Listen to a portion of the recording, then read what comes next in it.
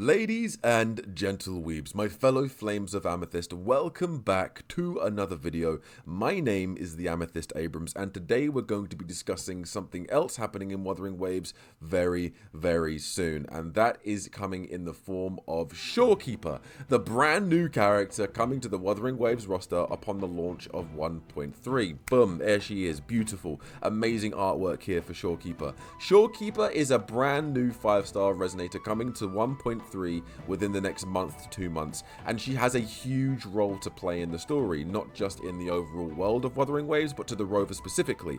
So in her archive, it is said that she has been alive for eons, and those who do not know, an eon is the equivalent to, it translates to the equivalent of 1 billion years, and 1 billion years is a very, very long time, and it isn't just one eon, it's multiple. It says eons.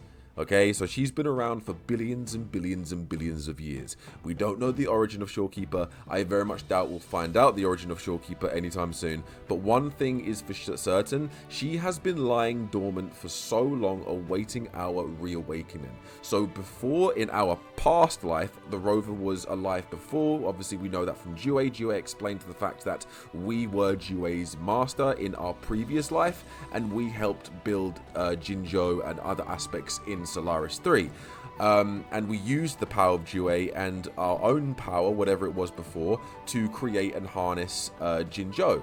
And we were also connected to the Black Shores, and within the Black Shores we had Shorekeeper, who is the current guardian and current leader of the Black Shores. Now, the Black Shores wear a black pendant on their shoulder, back, or somewhere on their body, indicating that is where they're from. We've currently been introduced to 3 confirmed members of the Black Shores, being Alto, Encore, and most notably, Camellia. Camellia is one of the most anticipated characters coming to Wuthering Waves, who is also a member of the Black Shores, and she is essentially very obsessed with the rover. We never really understood why she was obsessed with rover, but she has a very psychotic and sadistic and obsessive nature towards the rover, so we thought.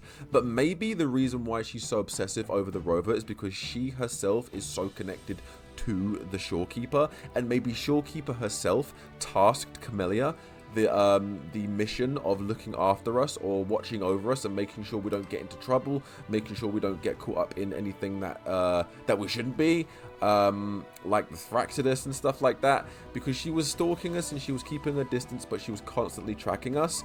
And we know this because when we finally got a glimpse and finally got a whiff of who she was and what she was doing, the rover set technically a trap, and then we confronted her, and then she explained briefly about what her role is within our story, and then she disappeared. Alto and Encore were more sort of forthcoming with their roles in the Black Shores, and they even acknowledged that we know who Camellia is. She's one of us. A bit of a weird one, but yeah, she's good. She's legit.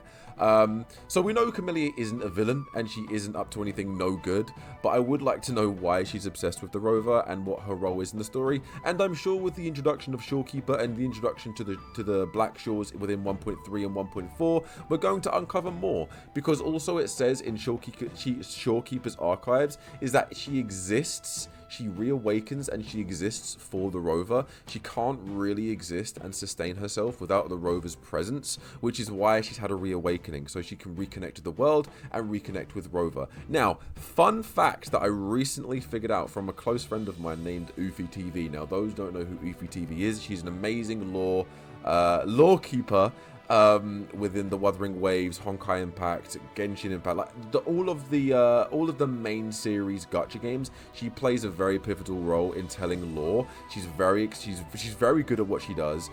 She explains everything down to the best minute detail. So I recommend you go and support her on her channel. I'll leave a link in it in the description. But she actually told me, as well as her recent YouTube short, that Shorekeeper has already been in Wuthering Waves and we didn't even know she existed. So do you guys remember in one of the opening scenes of Wuthering Waves, we got the glimpse of a spectral looking butterfly? If you don't, go back in the footage, go back, I'm sure you'll find it at some point. If not, go to Ufi's video and she will show you that Shorekeeper was already in the story, because Shorekeeper has the ability to take the transformation of a a butterfly, of a spectral golden looking butterfly, because she is a Spectro user, so it makes a lot of sense. Which indicates upon our reawakening as the Rover, she instantly knew where we was, and she came to watch over us, which is probably the reason why Alto, Encore, and Camellia are also keeping tabs on us, because if Shorekeeper is aware of our existence, then I'm sure if she can't get involved personally, since she is renounced as a deity, a god, of Solaris 3, and she can't interfere with mortal affairs, it would make the most sense for her to find out where we are, which was Jinzhou at the time, and send her 3 most trusted subordinates, being Camellia, Alto, and Encore. Camellia is a bit of a shaky one, because maybe she was tasked with finding our location, but I do believe she has an ulterior motive, whereas Encore and Alto seem to have more of a wholehearted reason for being there, i.e. looking after us and making sure we're okay, and then taking that information back to Shorekeeper. Now, when we eventually do meet Shorekeeper, I'm very much intrigued in seeing what happens next and what happens between me and her, because the sole purpose of her existence is to reconnect with the world and reconnect with the Rover in this story. So is that going to be romance? Did we have a romance in the past, in our previous life? Were we just very good allies? Was it like a Jue and Rover situation? Was we her master? Have we been reawakened multiple times, which is the reason why she's been alive for eons, to watch over us every time we reawaken? Is she connected to Abby in some sort of way? I don't know, because Abby is connected to the Rover's past also. I genuinely do not know.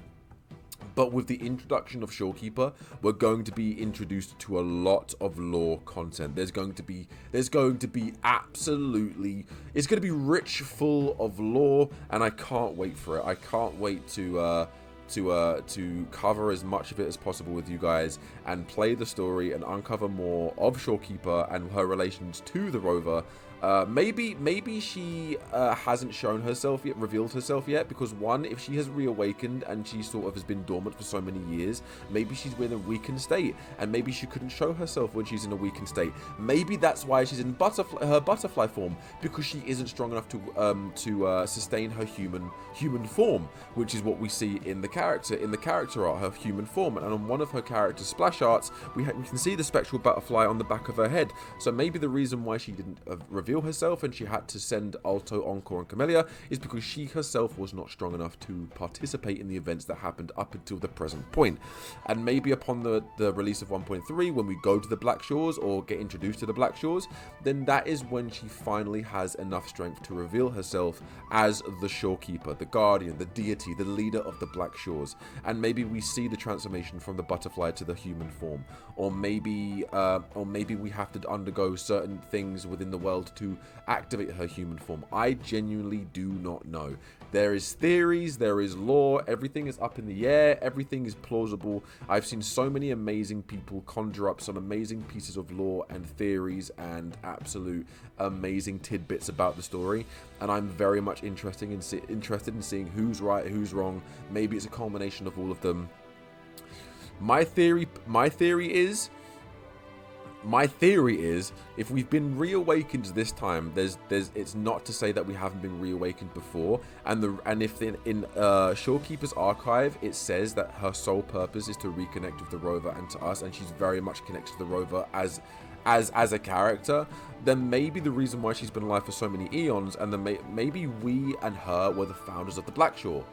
Maybe the Black Shores were founded by me, or us as the Rover and Shorekeeper, and maybe the reason why it's so important for her to reconnect with us and reconnect with the world is because without me there can be no her. We're like a package deal, maybe, or something like that. Like whether or not it's like a cosmic symbiotic bond, or a loving bond, or something else. Maybe her existence cannot fully manifest without the Rover being in Solaris 3, which is the reason why she's probably been dormant in the butterfly form. I might be incorrect in this. Granted, these are just theories and these are just my thoughts on what I think of Shorekeeper and where I think the story is going to go within Wuthering Waves 1.3. Let me know what you guys think. Let me know if you think I'm onto something. Let me know if you have any ulterior theories. Leave that in the comments. I'd love to have a conversation about this. because as a Wuthering Waves player, and as someone who is massively interested in the lore and massively interested in the world of Wuthering Waves, as a lore keeper of Wuthering Waves, I really want to delve deep as much as possible within the theories and the lore, the confirmed and the unconfirmed, and the mysteries of Wuthering Waves, and Shorekeeper being one of the biggest so far. At first it was Jue, and then Jue gave us a good bit of insight to who she is and how she's connected to the rover, and turns out we were her master, which means we raised her from an egg, or maybe we found her injured and we sort of helped her grow more powerful. And not like she said, we built Jinzhou and other aspects of Solaris 3 with Jue and with Abby. Abby doesn't really remember anything, so Abby has a similar experience with the reason why we don't remember the memories. So maybe Shorekeeper can also uncover more memories. Maybe Shorekeeper's going to reveal more about our past and who we are, who Jue was, who Abby was to us, and what is the relationship between Shorekeeper and the rover. There's so many things that could be a possibility, and I really cannot wait to see where this goes. Because also don't forget, guys, that the Black Shores is built upon a massive deposit of tacitite, which plays a big part in the Wuthering Waves lore and the Wuthering Waves world. Tacitite is a huge deal within the Wuthering Waves lore. I'm not going to dive too deep into tacitite specifically, because like I said, there are other lore tubers and lore keepers like Uthi that are very good at explaining that better than me. I stutter a lot, I ramble a lot, and I talk quite quickly, because I do have a stutter and I do stutter a lot. So for me to just go fluently and explain what's going on would be very difficult without a proper written out script. But yeah, those are my thoughts, and those are my opinions, and those are my theories on what I think Shorekeeper's role is in the Black Shores, and her role is in relation to the rover. Let me know what you guys think down below, and let me know who you think she truly is and what she really wants to do with us as the rover, and what her relationship is with the rover. Thank you so much for watching. Talk English. I've been talking too quickly for too long. My stutter's starting to get really bad. I do apologize, guys. Please be patient with me. I have to reiterate this all the time in my YouTube videos. I do stutter a lot, and I do struggle to speak at times, so please forgive me.